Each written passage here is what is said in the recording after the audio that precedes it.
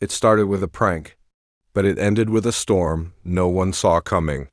A cold autumn afternoon settled over the tiny cafe tucked between two old brick buildings. Inside, people whispered over warm cups, the smell of cinnamon drifting through the air. And in the corner near the window sat Emily Bennett, quiet, nervous, trying desperately to look normal.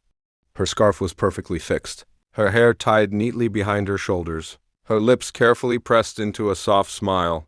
But her fingers trembled. Hidden beneath the wooden table was her wheelchair, pushed in just enough that a stranger might not see it at first glance. This was her first date in 3 years, and the only reason she had agreed was because her old college friends promised her it wasn't a setup, that it wasn't pity, that it wasn't a joke. But as she waited, those same friends sat across the cafe, iced lattes in hand, phones ready, smirking. "Wait till he sees the chair," one whispered. "This is going to be gold," another giggled. And then the bell over the door chimed. Jason Miller walked in. The internet knew him as a CEO. Business magazines called him a millionaire. But in that moment, he looked like just a calm man walking into a quiet cafe, tailored charcoal suit, a confident stillness in his stride, no entourage, no noise, just presence. His eyes scanned the room, and then stopped on Emily. She braced herself. She waited for the cringe, the hesitation, the walkout. Instead, he walked straight to her table, pulled out the chair, and sat down. "Emily?" he asked softly. She blinked. "Yes, you're Jason. I am. Is this spot comfortable for you? We can move if you need."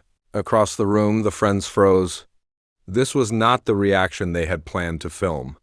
Jason set his phone face down, not checking messages, not distracted, and they talked. Really talked.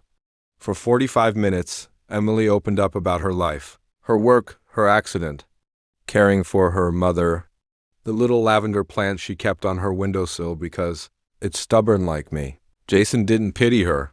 He didn't interrupt. He just listened deeply, quietly, and when she reached for her wallet, he gently raised his hand. "Next time, if there's a next time, you can treat.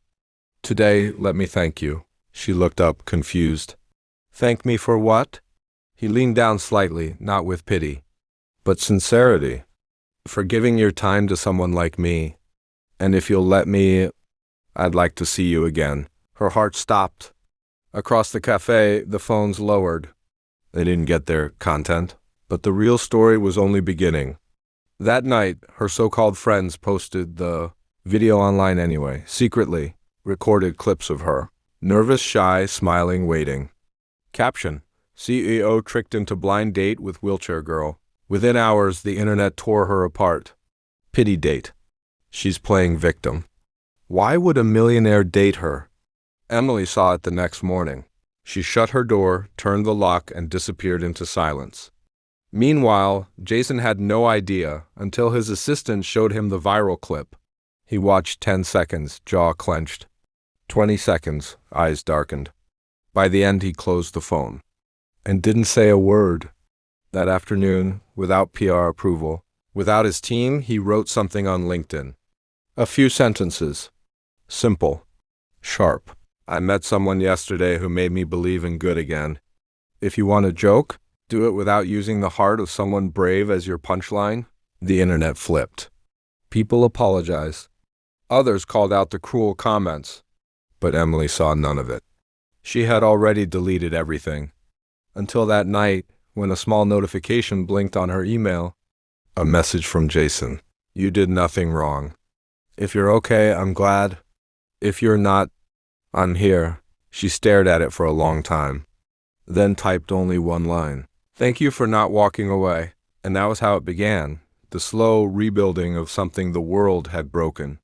He sent her small emails every day, a picture of a flower growing from concrete, a funny dog he passed on the street, a messed up logo draft he wanted her opinion on.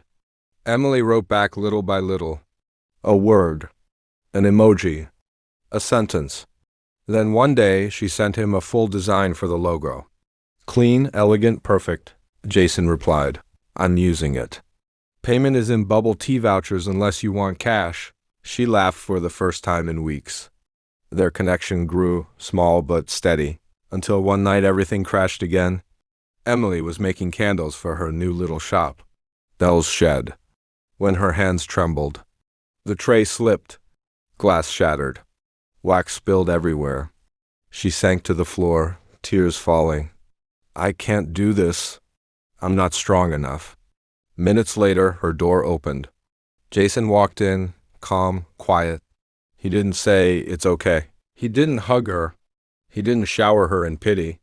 He knelt, picked up the glass, cleaned the wax, made her tea, and sat across from her as if the world wasn't burning around them. "You don't have to be alone in the worst moments," he whispered.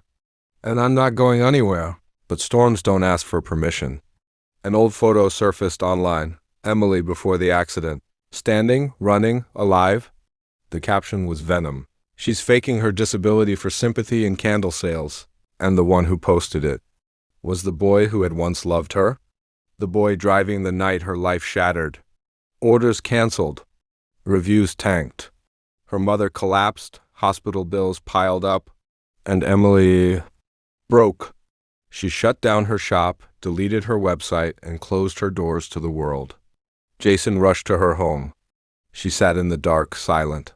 "I don't want to be a burden," she whispered. "You deserve someone whole." Jason swallowed hard. "I don't want whole? I want real. I want you." But Emily was drowning in her wounds. She pushed him away. "Live your life. I'll be fine." For days he stayed distant, not because he didn't care, but because he was hurt too. And then he showed up one last time. Not angry, not loud, just broken in his own quiet way. "So this is how you say goodbye?" he said. Emily broke down, sobbing. "I can't keep up with your world." Jason stepped closer, voice trembling. "You were never supposed to keep up. I was supposed to meet you where you are." Silence filled the room, heavy, raw, painful. And then he turned and walked away. Emily watched him leave, and for the first time, she realized something. He wasn't her light. He wasn't her savior. He wasn't a miracle. He was a man who chose her again and again, even when she couldn't choose herself. Her fingers tightened around her wheels. And the story, their story, was not over. Not yet.